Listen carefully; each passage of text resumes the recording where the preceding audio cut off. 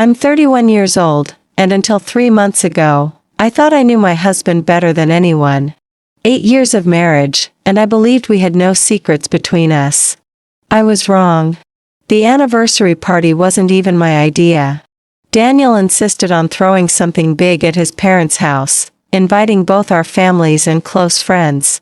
We'd been trying to have a baby for 3 years, casually, without treatments. Month after month, nothing happened. I'd stopped thinking about it obsessively. Daniel seemed fine with it too. The party was beautiful. About 40 people showed up, champagne flowing, everyone dressed nicely. Everything felt normal until Daniel clinked his glass and asked for everyone's attention. I was talking to my sister Kate when I heard it. "Thank you all for coming tonight," he started, standing center stage with that huge grin. 8 years ago, I married my best friend, and every year since has been better than the last. And this year is going to be the best one yet, because Lily and I are going to be parents. We're having a baby. The crowd erupted. I stood frozen, champagne glass nearly slipping from my hand. My sister grabbed my arm, squealing, and I forced my face into what I hoped looked like shocked happiness. But inside, I was screaming. I wasn't pregnant. I'd taken a test last week because my period was late. Negative. I'd told him that. Daniel wrapped his arms around me and I went rigid. Everyone was hugging us, asking how far along I was. I mumbled something about early days while Daniel said I was 6 weeks along, that we'd just found out.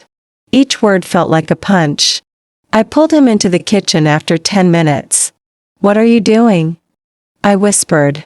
He kissed my forehead. I know, I should have asked first. But I got so excited. Excited about what, Daniel? "I'm not pregnant." He smiled and touched my cheek. "Not yet. But you will be. I've set up an appointment with a fertility specialist next week. Dr. Morrison. I figured if we announce it now, it gives us motivation. By the time anyone asks questions, you'll be pregnant for real." My blood turned to ice. "You told 40 people I'm pregnant when I'm not." "You will be soon. That's the whole point. I'm tired of waiting." I walked away, back to the party, plastered that fake smile on. What else could I do? Tell everyone he'd lied? I was trapped. The rest of the party was torture. People kept touching my stomach. My aunt lectured me about not eating sushi. I excused myself twice to cry in the bathroom. We drove home separately. I sat in the living room afterward, still in my dress, staring at the wall. "That went great," he said, tossing his keys down. "Everyone was so happy for us. We need to talk about what you did." He sighed. "I know you're upset. But Lily, we've been trying for 3 years. I did research. I found solutions. I'm taking action. You lied to our entire family. I told them what's going to be true. There's a difference." "Is there?" "You announced I'm pregnant when I'm not, made appointments without asking me, and decided unilaterally we're doing fertility treatments. Don't you want to be a mother?" The question hit like a slap. "Of course I do. But not like this. Not because you pressured me by telling everyone it's already happening." He stood up, frustration creeping in. "I'm 34 years old. I want to be a young dad. We don't have unlimited time.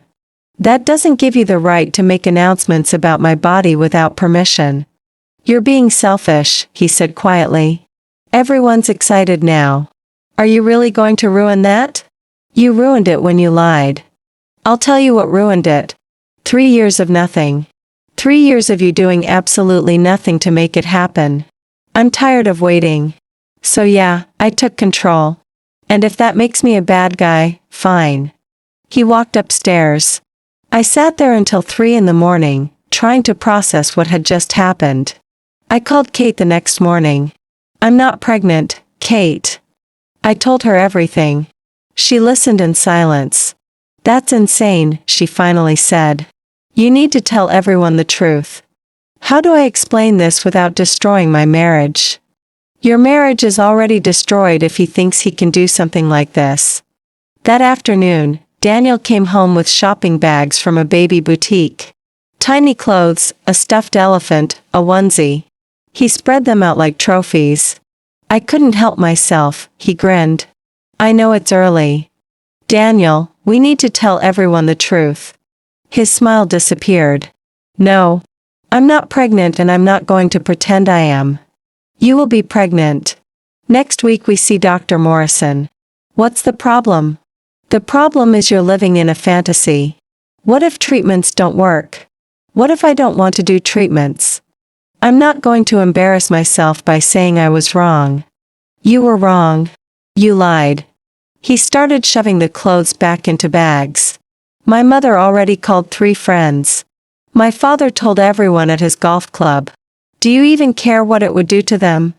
Do you care what it's doing to me? He looked at me then, really looked at me, and I saw it clearly. He didn't care.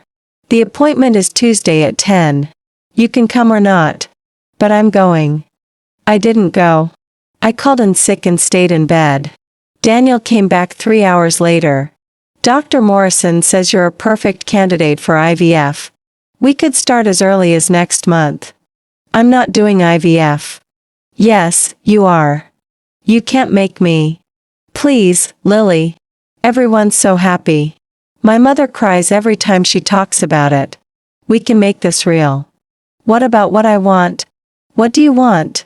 Because you don't seem to want anything except to make everyone miserable. I want a husband who doesn't lie. I want a partner who respects my choices. I want to not feel like a broken incubator you're trying to fix. You're being dramatic. Get out.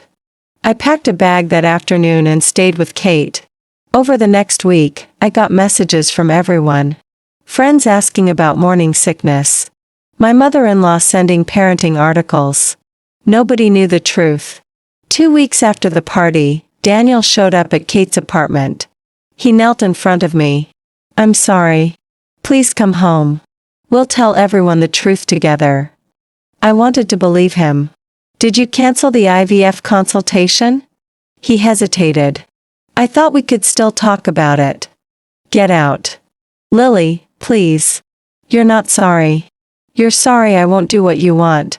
That's not the same thing. The divorce papers arrived 6 weeks later. Daniel filed first. His lawyer tried to paint me as unstable. My lawyer shut that down. I told everyone the truth eventually. Some were shocked, others thought I overreacted. Daniel's family stopped speaking to me. The divorce was final 3 months ago. Daniel married someone else 6 weeks later. I heard she's pregnant now. Actually pregnant. I'm okay now, most days. Kate says I dodged a bullet. She's right. A man who would manipulate me like that wouldn't have become respectful just because we had a child. I'm dating again, casually. When guys ask why my marriage ended, I tell them the truth. Some think I overreacted. Those are the ones I don't see again. I still think about that night sometimes. Standing in that crowd, listening to my husband announce a pregnancy that didn't exist. The awful realization that he stopped seeing me as a partner and started seeing me as an obstacle to what he wanted. Marriage should be built on trust and mutual respect. When one person decides they can manipulate reality and pressure their partner into major life decisions, it stops being a partnership. Loving someone doesn't mean sacrificing your autonomy or accepting lies dressed up as good intentions. Sometimes the bravest thing you can do is walk away from someone you love when they've shown you they don't respect you. Daniel got his baby eventually, just not with me. And I got my freedom, my voice, and my right to decide what happens to my own body.